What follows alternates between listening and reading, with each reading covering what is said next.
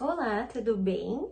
Hoje eu queria conversar com vocês um pouquinho sobre o bico, né? O primeiro vício da criança é o bico. Eles têm muita dificuldade de parar com esse hábito que muitas vezes acaba causando muitos danos ao desenvolvimento dessa criança. Então, o que eu queria conversar com vocês hoje é sobre o porquê que seria ideal a gente tirar o bico e também as dicas, né, para que isso não seja um sofrimento para essa criança. Então, vamos lá. Por que é importante a gente tirar o hábito da criança de sucção de chupeta? Porque os danos que irão causar depende muito de 3 fatores, tá? Então, primeiro a gente tem que pensar na intensidade que essa criança chupa o bico, na duração e na frequência desse hábito. Então, muitas vezes a gente vê crianças que passam quase o dia inteiro de bico na boca. Como que essa criança vai falar, né? Como que ela vai falar se ela tá sempre com alguma coisa ocupando o espaço que teria mobilidade para fala, né? Outra questão importante é, às vezes, o próprio tipo facial da criança vai trazer propensão para alterações motoras orais devido ao uso do bico. Então, rostos de criança mais longo, eles têm a tendência de ter alterações motoras orais por causa do bico muito mais fácil. Então, a gente precisa pensar qual é o benefício que essa criança está tendo com o bico. Claro que a gente sabe que existe um vínculo muito importante que a criança se sente segura e a própria questão de ser uma necessidade que o bebê nasce, ele tem necessidade de sucção. Mas a gente precisa cuidar porque quando usa o bico com muita frequência, com muita intensidade ou com muita duração, a gente vai ver alterações muito importantes no desenvolvimento motor oral, como por exemplo, mordida aberta.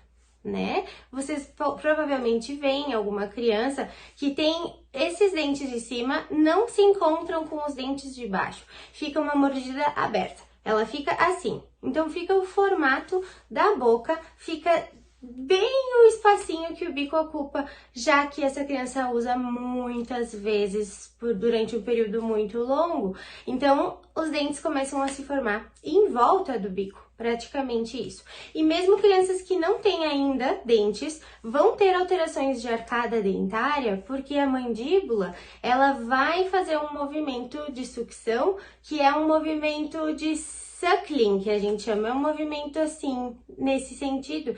Ele não promove o desenvolvimento da mandíbula nesse sentido. Ele fica, a sucção no bico, ela é só assim, ela não é assim. Então, acaba com que a mandíbula também não se desenvolve muito bem e a criança vai ter alterações de mastigação. Outra questão que vai acontecer com esse uso excessivo é, muitas vezes, uma respiração oral. Porque o certo seria que a nossa respiração fosse nasal, exclusivamente nasal. Então, quando a criança chupa muito o bico, ela vai ter essa configuração de boca entreaberta para poder sugar. E aí, com isso, a respiração acaba sendo oral também. E tudo isso vai trazer uma flacidez da musculatura orofacial dessa criança. Então, o que isso acarreta? Dificuldades de mastigação, de respiração, de fala. Então, a gente realmente precisa cuidar com o uso intenso do bico. Até que idade a gente espera que seja excluído o bico da vida da criança? Uns 2 anos seria o ideal. A gente sabe que é difícil, ninguém tá dizendo que os pais não podem recorrer a este recurso, mas a gente precisa cuidar do desenvolvimento motor oral das nossas crianças. Então, vou passar para vocês umas dicas de como ajudar as nossas crianças a diminuírem o uso ou acabarem com o uso do bico. Então, a primeira dica que eu quero passar para vocês é vamos delimitar o tempo do uso da chupeta. Então, por exemplo, nós vamos dizer para a criança que ela pode usar o bico quando ela vai dormir. Então, a gente começa diminuindo esse tempo. Ao invés dela passar o dia inteiro de bico, ela vai poder usar só para pegar no sono. Durante a noite, tirar o bico, para que não fique a noite inteira com aquela configuração de boca entreaberta. Primeira dica, diminuição, então, do uso durante o dia. Uma coisa que funciona também é a gente dizer pra criança, ó, enquanto tu tá brincando, não dá pra ficar de bico. Como é que tu vai conversar? Como é que tu vai brincar? Então, essa questão é super importante. Outra questão importante é a gente não usar aqueles prendedores de bico na roupinha das crianças, porque elas estão ali com o bico sempre à disposição, e aí acaba sendo uma lembrança. Tá aqui meu bico.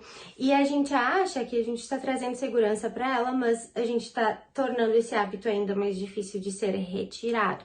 Então, não manter na vista da criança também é uma ajuda muito grande. Não usar fraldinha, lencinho no bico, porque o bico já é um instrumento que causa alteração na anatomia, né, no desenvolvimento da anatomia dessa criança. Então, quando a gente coloca um bico e mais um peso, a gente está forçando mais essa configuração de boca aberta, de mandíbula caída. Então, evitem usar esses recursos, tá? Outra coisa. Quando a gente tá pensando em tirar o bico da criança, não vamos fazer no mesmo momento que ela vai retirar as fraldas, por exemplo. É muita coisa. Ela não vai conseguir fazer esse processo de retirada do bico, porque daí tem mais uma coisa que está mudando na vida dela. Então vamos pensar.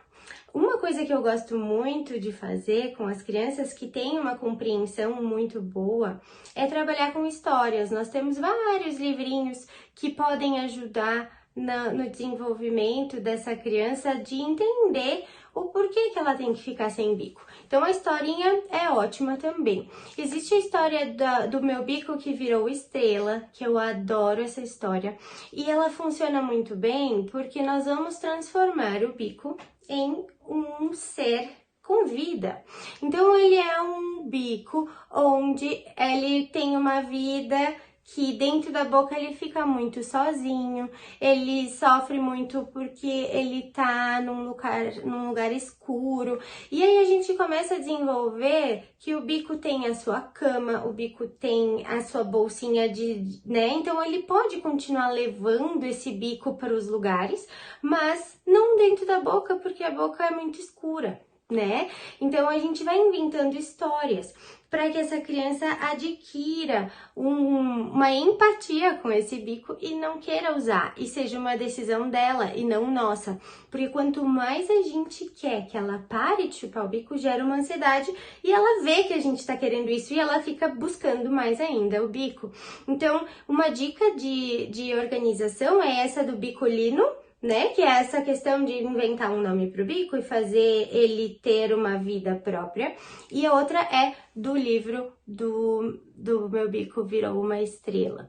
E a gente pode também fazer com que o bico vire uma estrela e ele voe para o céu com um balão de gás. Daí a gente amarra o bico no balão de gás e ele vai voar para o céu.